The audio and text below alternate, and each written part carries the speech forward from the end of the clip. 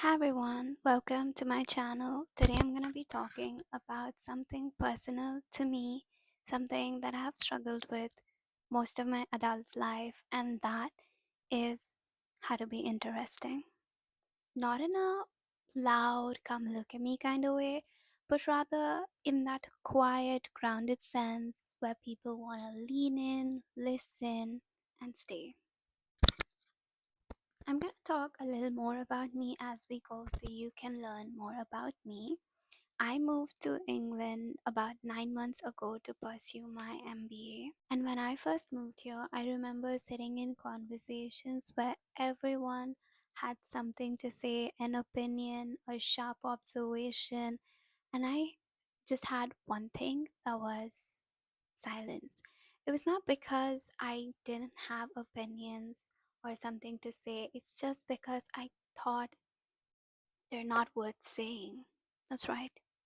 I thought they were not worth saying. Starting an MBA in a new country is brutal in many ways that people don't usually talk about. There's the academic rigor, the back to back investor pitches, the deadline, and the endless comparisons.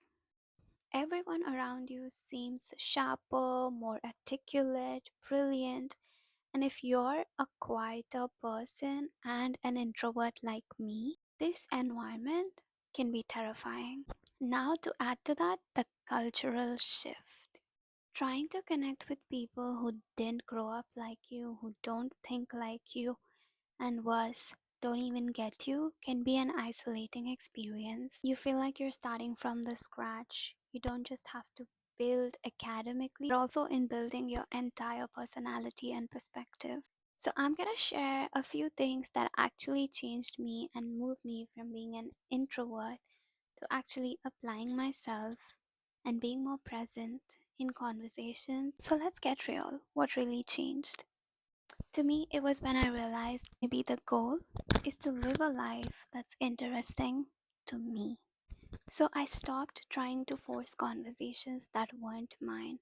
I stopped thinking that I needed to be the loudest person in the room. Instead, I shift my focus to this thing called building identity capital. I started chasing what genuinely excites me, exploring cafes after class, building my fashion brand, going to random investor meet and greets, basically saying yes to opportunities that I wouldn't normally say yes to just to make use of everything this city has to offer.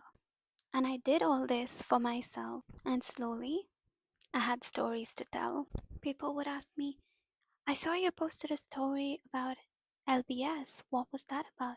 And I'd be like, oh, that was a pitch night. It was so interesting because people were talking about how B2B is the new focus over B2C. I got to understand the investors' perspectives.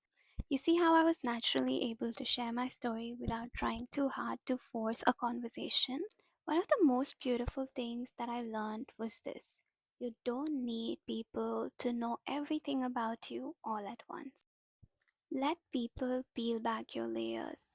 Let your personality unfold moment by moment. You don't always have to dominate a conversation or leave an impact. You just need to be present in it. Just listen well and be curious. If you're someone who struggles to find your voice in seminars, in group chats, I see you. I am you. I am just as shy as you are. But I promise the more you start living your life for you, the more colorful and vibrant it becomes, and the more stories you have to share. You'll start to accept things that make you a little odd, a little different, but you would start to magnetically be your natural self and attract the right people. So if you're stuck, here's a tip: pick one big adventure for the year and 10 small ones. The big adventure could be anything from a solo travel to a project that would excite you. It's gotta be personal to you. And 10 small adventures. These could be anything. Going to an open mic, saying hi to one stranger at a gathering, could be anything. As long as they are personal to you, you are building a life where you have stories to tell. It's not somebody else's, but your story to share.